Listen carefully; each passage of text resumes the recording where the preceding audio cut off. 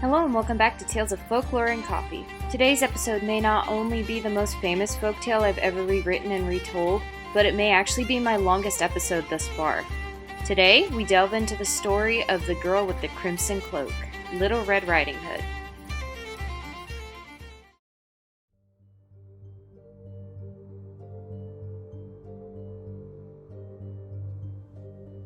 On the edge of the woods in the countryside of France, where trees dance and wave through the winds, a little girl played happily, spending her days picking flowers and making them into crowns for the people she loved so dearly. The little girl grew, and on her 12th birthday she received a scarlet hood, which she always wore from that day on. The little girl would come to be known as Red Riding Hood, for she always looked like her red hood was riding on the breeze when she ran. She lived a happy life. Her parents were farmers, and every so often they would head into town. Though today her mother had a special task for her. With a basket full of bread, tonics, and soup, her mother covered it with a towel to keep the contents warm for the short journey ahead. Today, my little Red, you will take your grandmother some food. She has not been in the best of health lately, but I'm sure your presence will help a great deal. I and your father must go into town, and until we come back, you will stay at your grandmother's. Her mother explained while handing her the basket. Red's rosy cheeks and dimples became more visible as she smiled widely and nodded. Now listen closely. Make sure you are quick and do not walk off the path. The woods are dangerous, and do not talk to any strangers if you come across any. The little girl nodded again. I won't, Mother, I promise, she said, nearly bursting with excitement. Her mother bent down, kissed her face, and drew her red hood over her head.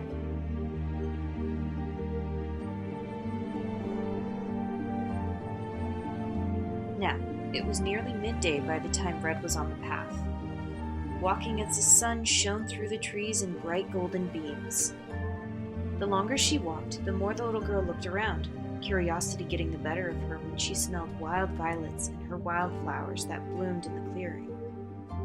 She bent down to smell the blooms, and then knelt to pluck them where they stood. From the shadows of the forest, there stood an animal. Fur as black as night, eyes as big as saucers, and the color like burning coals. The shadow it cast was as large as a grown man. It licked its lips at the sight of the little girl in the red hood. Her plump skin he could almost taste. He must have her for dinner.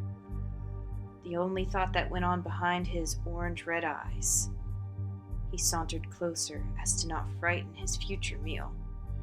He came over the tiny hill that the flowers grew upon, and the little girl was in his shadow. The girl drew back, dropping the flowers where she stood. Do not be afraid, my dear, the wolf said, lying down, crossing one obsidian paw over the other. What is such a pretty young girl doing so far off the forest path? He asked as he watched her. I'm afraid I can't answer that, Mr. Wolf. My mother told me not to talk to strangers. The wolf smiled. Oh, but I'm no stranger. We're talking, are we not? That makes us halfway friends. The deceit rolling off his tongue with charisma. I suppose so. The wolf watched her become more relaxed, and that's when he would ask the burning question. Where are you going today, little Miss Riding Hood? The girl smiled, her rosy cheeks rewarding his patience. I'm going to my grandmother's house. I thought these flowers would cheer her up. The wolf nodded and gave his best pleasing smile. Oh, how she'll love that. And your grandmother lives at the other side of the woods, yes? She nodded to herself. Then you continue to pick her flowers, but I must be on my way. I will see you again, Miss Red. Farewell and goodbye. The wolf stood and left to go into the forest, disappearing into the darkness.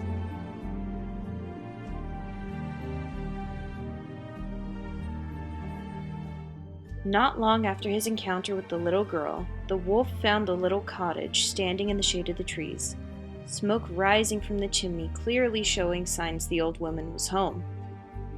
The house was surrounded by a garden and roses which wrapped the brick house halfway up. The wolf smiled and made his way to the entrance. He stood on his haunches and knocked on the door, and did his best impression of the girl. Grandmother, I'm here! Let me in so that I have a surprise for you. The old woman came to the door to find the wolf, which was much taller than her. She drew back in absolute fear. Quite the surprise, is it not? The wolf laughed and lunged at the woman. After the wolf swallowed the old woman whole, he licked his rose-soaked lips. Now I must wait for the girl, he said aloud as he searched the small house and found a standing closet, which smelled like the old woman. He grinned to himself. With this disguise, that little Miss Red won't recognize me one bit. I'll have my meal before the sun sets this day. It was late afternoon, and the little girl found her grandmother's house, the smoke still rising from the chimney in black and gray plumes. The girl walked up to the door and knocked. "Oh, come in, my dear," she heard from the other side. Red walked in, her cloak flowing behind her. "Ah, there you are, my little sweet," the wolf said behind the covers. "My, you sound very different, grandmother," the little girl said as she set the flowers down. "It is only because I have been so sick, my dearest," the wolf said, licking his lips the closer she came. "My, what big ears you have," she said, tilting her head and staring. "The better to hear you with, my child," the wolf said. She took a step closer. "My, what big eyes you have," her demeanor changing.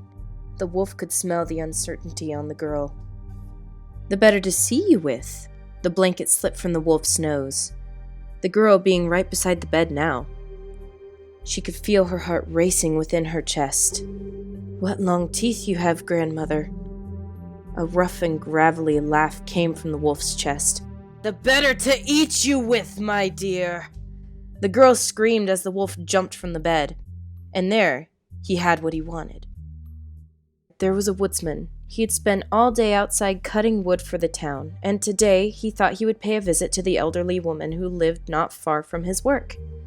He was tired, hungry, and thirsty from all the logs he had cut and hauled into his wagon. With little effort, he placed his axe on his shoulder and went on his merry way. The house.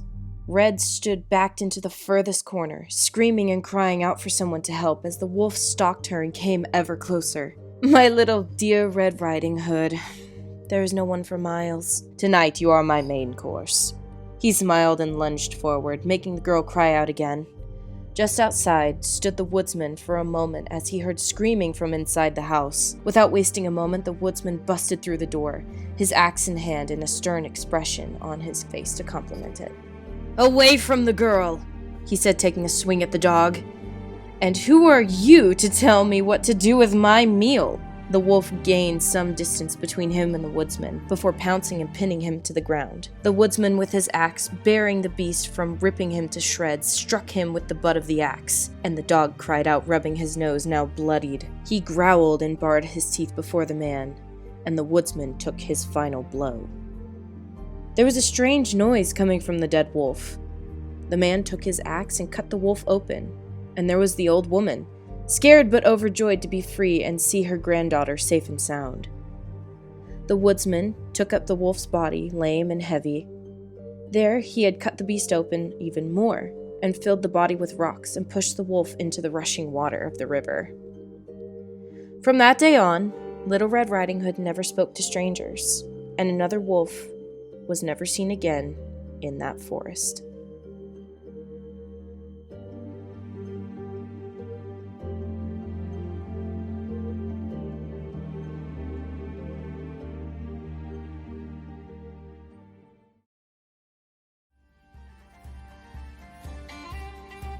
As I said in the beginning of this episode, this was the longest podcast I have written so far, and probably the most detailed as well.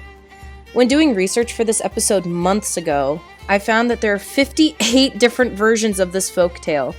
Most retellings are from Germanic countries, but some even go far as India and even China, in which the wolf is replaced by a tiger or a malevolent spirit.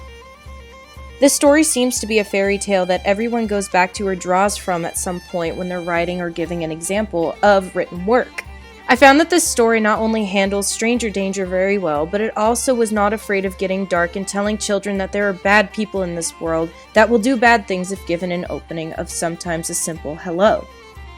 While I may not have taken more of a darker retelling, I had wanted to add a lot of personality to each character, as most of the time they're left flat with no human emotion outside of curiosity and danger. As the last side note, I wanted to stray away from most famous folk tales that everyone grew up with as a kid. But for me, there's just something oddly special about the tale of Red Riding Hood. As a video game and comic book enthusiast, I have a love for a series called Fables, which you may know better from the game The Wolf Among Us, which was a storytelling game. For obvious reasons, I loved it. It helped me want to build a better story and just bettering my storytelling as a writer. As a teenager, I got pulled into the fantastic world of stories and retelling of the fairy tale characters, and the main one among them being the Big Bad Wolf. Seeing how someone handled these characters adds a whole new depth to the story, and we tend to hold it closer.